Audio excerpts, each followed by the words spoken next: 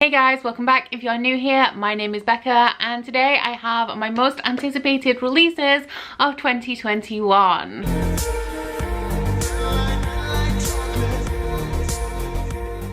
Now, straight off the bat, if you are looking for a list of all of the books that are being released in 2021 or for the next 3 months that sound real interesting, then I am sadly not the person to come to for that information. I really suck at keeping up with new releases, seeing what is coming out and being able to recommend those to you guys. So this list is going to be all of the releases that I know of in 2021. This is probably not a comprehensive list that I am probably going to be reading. So by the end of 2021, I want to say that there is a very small chance that I won't have read at least 90% of the books that I'm going to be talking about today, because these are the books that I personally am anticipating. So what you are going to be seeing in this video is books in series that I've already started and I'm enjoying, so I'm anticipating the release of the next installment, new books by my favorite authors, books that I have arcs for, whether that be on NetGalley or physically, and just anything by an author I'm familiar with. If I've enjoyed their previous work, I look out for new releases. So we have 23 2021 releases to be going through today. A lot of these I know very little about, or I can't tell you very much because they are further books in a series, but I will give you what information I can and we will be going through these in order of publication, starting with January, ending with actually November. I don't think I have anything for December, but let us just get crack-a-lacking, as Marty from Madagascar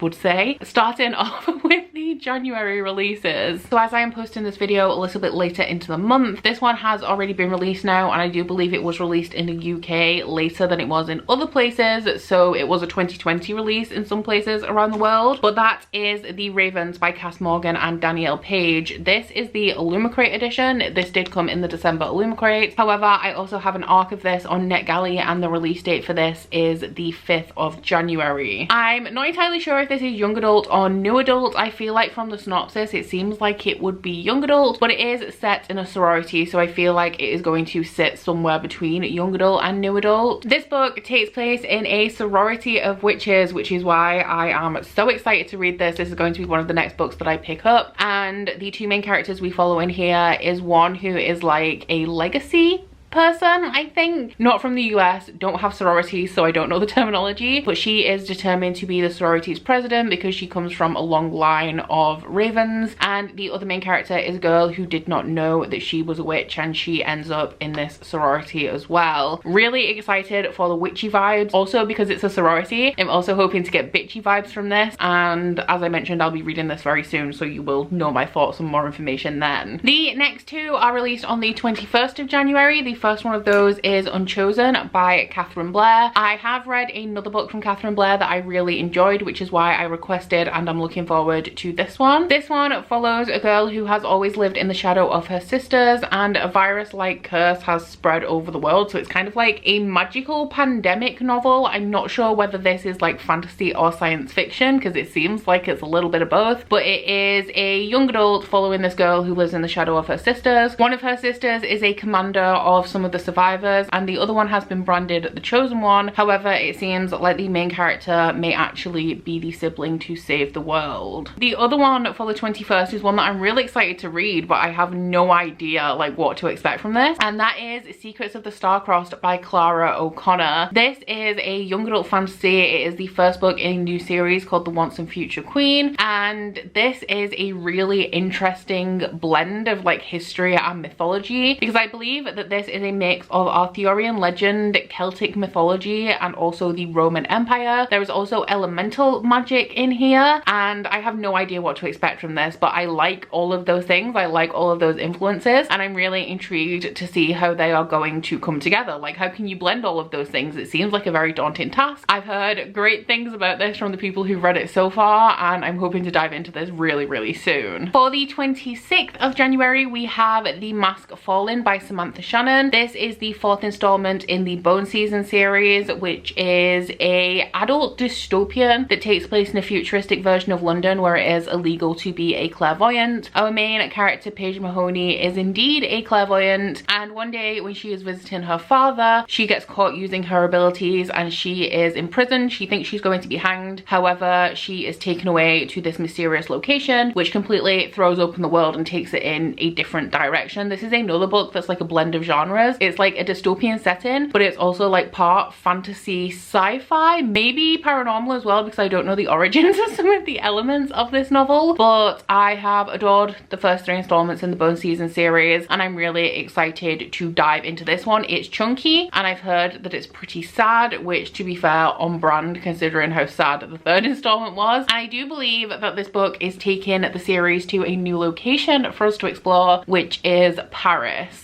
The next one is one that I stumbled upon by chance, and I've heard nobody talking about this, and I'm really shocked. I have an arc of this on NetGalley, and it is Beneath the Keep by Erica Johansson. The release date on this one is the 2nd of February, and this is a prequel to one of my favorite series, which is the Tailing series. So in the Tailing series, we are following a princess, and she has been kept away from her kingdom because her mother was assassinated, and there were fears that she would be assassinated as well. So she's been raised elsewhere, and she is about to go and reclaim her kingdom. When she arrives, she finds out that her uncle, who has been sitting as the regent, has been selling her people into slavery to pacify the queen of an enemy kingdom. So the main character puts a stop to this straight away, but then she has to figure out a way to save her kingdom when her forces and her kingdom are nowhere near as strong as this enemy kingdom that has like an evil sorceress as the queen. The Queen of Montmesnay is like pretty brutal, but like such a good evil sorceress character. So this is a prequel. I don't know if it's the start of a new series, but it's listed as Tailing number 0, so just like a precursor to the series. And from what I can gather from the synopsis, this takes place in the kingdom before all of this happens, when there is a prophecy that there is going to be a queen that rises to power to save them all. It seems to be multi-perspective, following a peasant girl, the crown princess at the time, and this guy who's like a trained fighter. And I believe that in here we may also find out some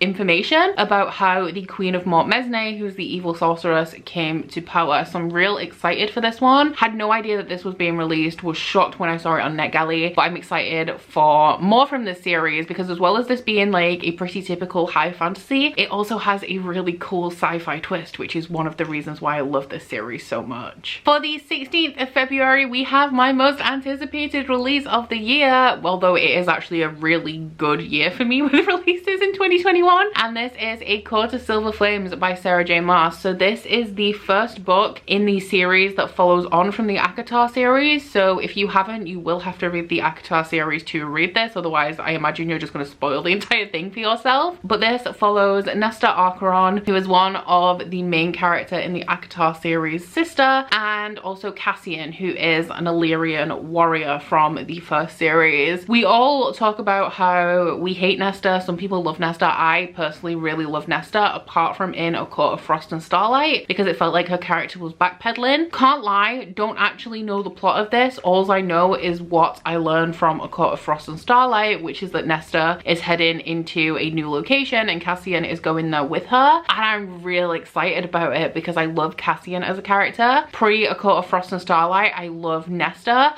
I trust Sarah J Maas to pull the character around so that everybody ends up loving Nesta, and the dynamic between Cassian and Nesta I really love just in general, so I'm excited to see that explored. Also, Sarah J Maas is my favorite author, you guys know. I'm real excited for this. I'm trying to like keep my excitement down because it's not released yet, but as soon as this arrives, no matter what I'm reading, I will be reading A Court of Silver Flames. For the 18th of February, we have a release by another one of my favorite authors, which is Becky Chambers, and this one is The Galaxy and the Ground Within. It is the 4th installment in the Wayfarer series. However, the Wayfarer series is an adult sci-fi series. I actually thought it was completed until this was announced. That is a set of companion novels, so some of them follow characters from others, but in terms of storyline, they are pretty much standalone stories. I don't entirely know what this one is about. I will be reading it anyway just because I've read the rest of them and I absolutely adore them. But Becky Chambers writes really character-driven adult sci-fi that kind of explore hypothetical situations in a space setting. So it's kind of like a look at how society may develop when humans are in space with all of these alien races. It's a look at how different societies function, and something that I really love about this series is that it makes you question the societal norms that we have now when you can see characters who think and live in a completely different way, and it makes you wonder why we live the way that we do. Something else I love about Becky Chambers is that her stories are believable because they are quite grounded in science. I believe that both of her parents were astrophysicists.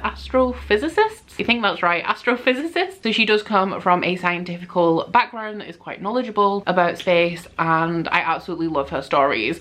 So really excited for this one. Don't know if I'll be reading it immediately because it's a standalone, so I don't need to, but I will be purchasing it at some point, providing that the paperback is released this year, because I don't have any of the others in hardback, so I don't want this one in hardback either. Moving on to March, I only have one, and that is released on the 30th, and it is Rule the Wolves by Leigh Bardugo. This is the sequel to King of Scars, which is the third series in the extended Grishaverse. I can't tell you too much about the plot of this series in general, because unlike the Grisha trilogy and Six of Crows, which can be read separately, the Nikolai duology has characters from the Grisha trilogy and also the Six of Crows series, and those characters are directly dealing with the repercussions and effects of events that happen in both of the other series. But this is the sequel, and King of Scars ended on a massive cliffhanger. Have to admit, King of Scars is my least favorite book by Leigh Bardugo so far, but I'm interested to see what happens in this one because of the cliffhanger, but also because my main complaint with King of Scars is that the characters that we were following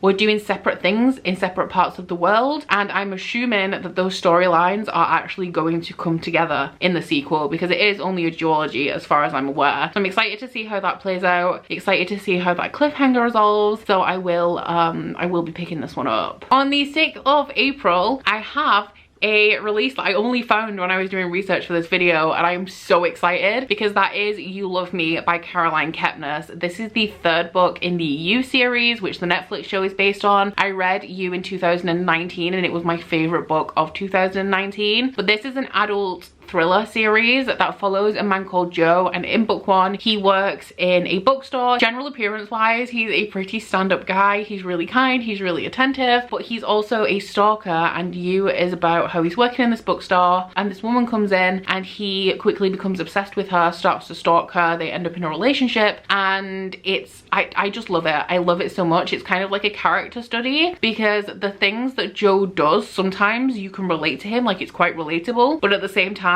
he's a stalker. So this is the third installment. Can't tell you much about it, but I love this series as a whole, and I'm really interested to see what's going to happen in the third book, because the way that season 2 of the show leaves off gave me a very different vibe than the second book gave me, and I'm hoping that it's not going to follow the way that the show's going to go, because there's elements of the second book that I really love and I don't want to see it go a certain way in book 3. But I had no idea that this was going to be released this year, and I'm literally just like vibrating on a high frequency thinking about this book. For the 13th of April, we have Malice by Heather Walter. This is a stunning proof and I am obsessed. I'm also obsessed with the concept of this story because it has so many amazing elements, but it is a Sleeping Beauty retelling from the perspective of an evil fairy called Alice who falls in love with Aurora.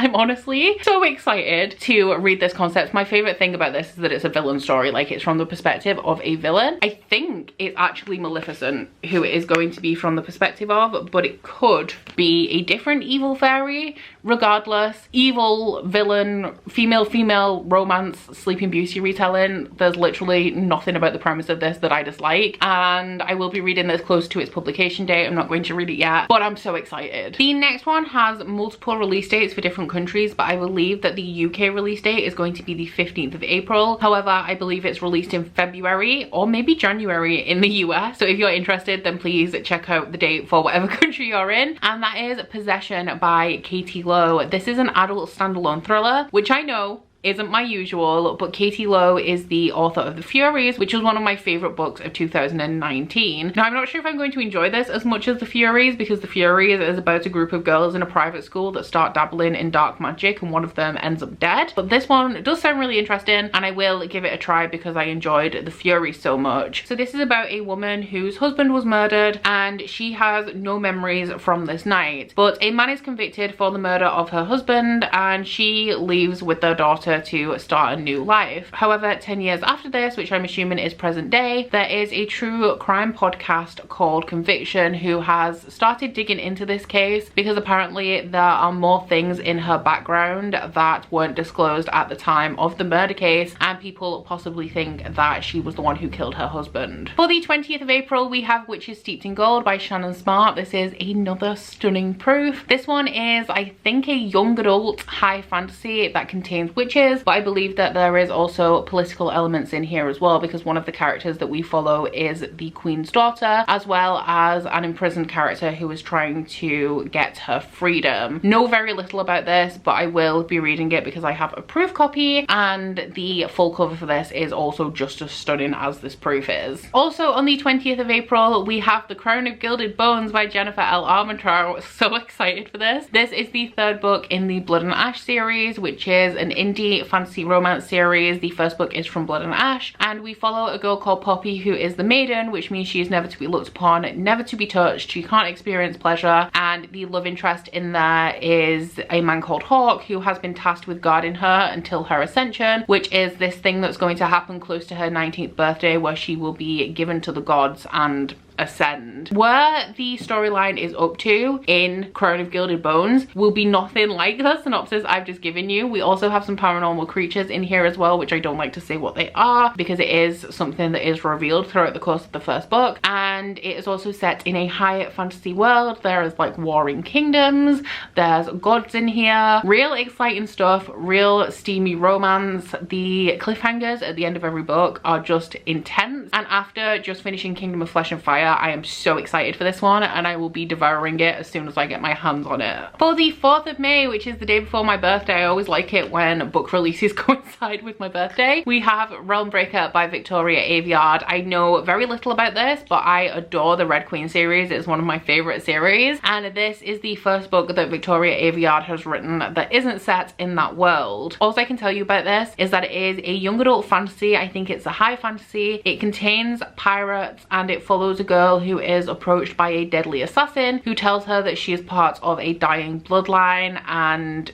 takes her on an adventure. That's it, but it's Victoria Aveyard, so I will be reading it. On the 13th of May, we have Heartstopper Volume 4 by Alice Oseman. This is the 4th installment of the Heartstopper webcomic series, which you can read for free on Tapas, but I tend to wait for the bound volumes because the installments on Tapas are very small, and I just would rather wait for it all to be collected and then spend an hour reading it, because the frames are massive in this as well, so I can literally read a 350-page volume in about an hour. This is a very simple story. It is a young adult contemporary with a male-male romance. It follows Nick and Charlie. Charlie is openly gay, and Nick does not even know that he has feelings for people of the same gender as him until he meets Charlie and they become friends. It is literally just a sweet contemporary romance. It doesn't really have a plot. There's nothing super exciting in there. It's just a really sweet, really adorable young adult romance, and it just makes me feel happy reading it, so I will be buying and reading volume 4. On the 29th of June, we have The Last Graduate by Naomi Novik. This is the sequel to Deadly Education, which is set in a magic school that is built on this void, and it is absolutely crawling with monsters. There are wards that protect the school, but to be able to graduate, you have to fight your way through a room full of monsters. So what all of the students are trying to do whilst at the school is either join an enclave or build an alliance, so they have somebody to help them graduate when the time comes. In here, we are following a girl called Elle who has an affinity towards dark magic, and the class hero keeps saving her life, which she's finding very annoying because she doesn't need his help, but he knows that she has an affinity for dark magic, so he is going to keep an eye on her, and because he is really popular and is paying attention to her, other people do as well, and she uses this to help her build her alliance so that she has a chance of surviving graduation day. I hated and loved Deadly Education in equal measure because I really like the concept concept, absolutely adore the character of Elle, but I really hate the writing style. But I am really excited because I have positive feelings for Deadly Education overall. I'm really excited to see where The Last Graduate takes the story. Now that we are heading into the second half of the year, there are only a few releases that I know of because the majority of them haven't been announced yet. But one of the big ones is Empire of the Vampire by J. Kristoff. J. Kristoff is one of my favorite authors, so I know very little about this aside from that it follows a vampire. He doesn't sparkle. It's not a vampire romance story. I believe it's going to be grimdark, and the main character wears tight leather pants and billowing shirts, which honestly, that's a big selling point for the book. Can't say I'm not excited about that. But yeah, love J. Kristoff. Nevernight is one of my favorite series of all time. Really excited for this one. For October, I just have Kingdom of the Curse by Kerri Maniscalco, which is released on the 26th. This is the sequel to Kingdom of the Wicked, which is a young adult fantasy story that follows a girl called Amelia, whose twin sister is brutally murdered. So Amelia turns to dark magic to try and find out who killed her sister, and she accidentally summons one of the princes of hell called Wrath. The first book ended in a place I really didn't expect. The last chapter I was just really confused by because of the turn that it took and like the direction that the sequel is heading in. So I'm real excited to see how that is going to evolve. I think it's going to be a little bit like darker than the first book, which I'm excited about. And I'm also excited to see more of Prince Wrath. I have two releases for November, both of them for the 2nd. One I am more confident about than the other, and that one is Girls of Fate and Fury by Natasha Nyan. I believe that this is going to be the final book in the Girls of Paper and Fire series, which is a young adult East Asian inspired fantasy series that follows a girl called Lei who is forced to be one of the king's concubines. The paper girls are all human, and the king is of the moon caste and is a demon. This book features heavy themes of sexual assault, so do be careful going into it if you are sensitive to that at all. And I don't adore this series. I've given both installments 4 stars, but I absolutely love the world and the world building and the magic and the politics in here much more than I love like the plot and the characters. But I am still kind of invested in the plot, and I'm hoping for an epic conclusion in the 3rd book. The one that I'm really not confident about is Crescent City 2 by Sarah J Maas. No title, no cover or anything, but Goodreads does say the 2nd of November. With the way that publishing is moving dates around and stuff, and with Sarah J Maas being such a big author, I would not at all be surprised if this is pushed into 2022, especially with the length of the book. Like, I really did not expect us to be getting the sequel in 2021. So I am dubious, and I think that that is just me not wanting to get too excited in case it is moved. But the first book in the Crescent City series is House of Earth and Blood, which was Sarah J Maas's first adult book. It's an urban fantasy that takes place in this world that has a ton of magical creatures, and we are following a woman called Bryce who is half fae, and the Archangel, who is like the head of the government in Crescent City, has recruited her to hunt down this serial killer that they previously thought that they'd caught, because Bryce has a personal connection to the case, so the Archangel thinks that she is the right person for the job. However, this is quite dangerous, so she is assigned a personal bodyguard who is the fallen angel Hunt Athalar. I'm also really nervous about Crescent City 2 in general, just because Sarah J Maas does have a history of switching love interests. So the love interest that's established in the first book, I'm not confident that they are going to be the love interest for the rest of the series. I'm also worried if she is going to switch love interest, how she's going to do that, because there have been various ways she's done it in the past. The main characters have switched love interests for various reasons, but she has yet to kill a love interest, like a dominant love interest in a series, so I'm a little bit nervous about that as well. And the final 3 that I have don't have any days, but there are books that I am expecting to be published in 2021. The first one being Beautiful Nightmares by KJ Sutton. This is the 4th installment in the Fortuna Sworn series, which is an indie published dark fantasy romance that follows a girl called Fortuna who is a nightmare, which means that she can make people believe they are experiencing their worst fears. And her brother has gone missing 2 years prior to the start of the book. She searched for him without a trace, can't find anything, until a very powerful fairy male approaches her and says that he will help her, that he will take her directly to her brother, providing that she marries him. Absolutely adore this series. If you're familiar with my channel, you will know this. I'm also good friends with Kelsey, and I'm anticipating this release to be towards the end of 2021, maybe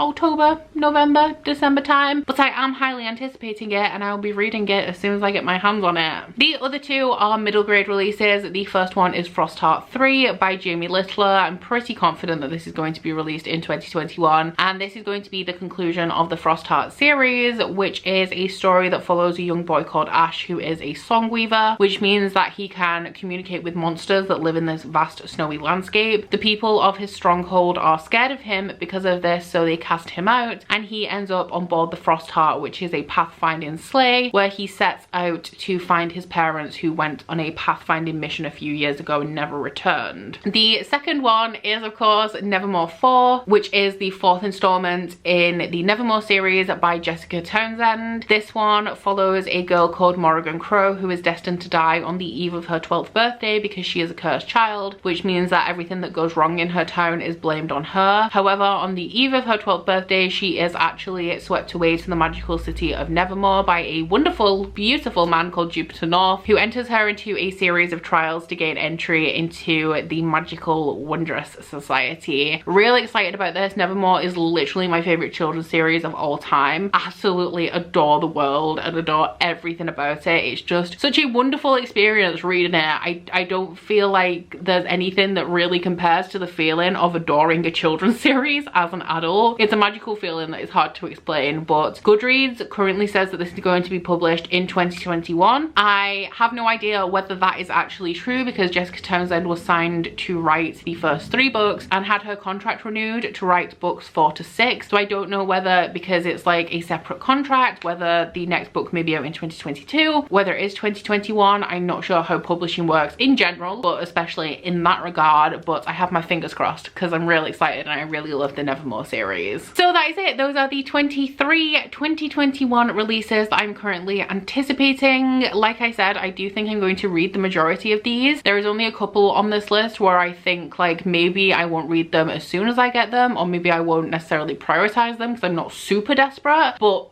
a lot of these I will be picking up as soon as they arrive because I am so desperate to read them. Please let me know what your most anticipated release of 2021 is. Also, let me know if there's anything being released that you think I should be aware of, because like I said, I'm not very good at seeking out releases that aren't immediately on my radar. I do rely on you guys a lot to help me out with that and recommend me new things. But aside from that, please don't forget to like this video if you liked it and subscribe if you wanna. If you head into my description box, you'll find a link to my Goodreads, Instagram and Twitter if you'd like to follow me on any of those, as well as a link to my Bookish body butter and candle website, the Instagram for that, and a 10% off discount code. But that's it from me today, guys. Bye! Oh, you bite your friend like chocolate. You say you will go where nobody knows, with guns hidden under our petticoats. We're never gonna quit it, no, we're never gonna quit it, no.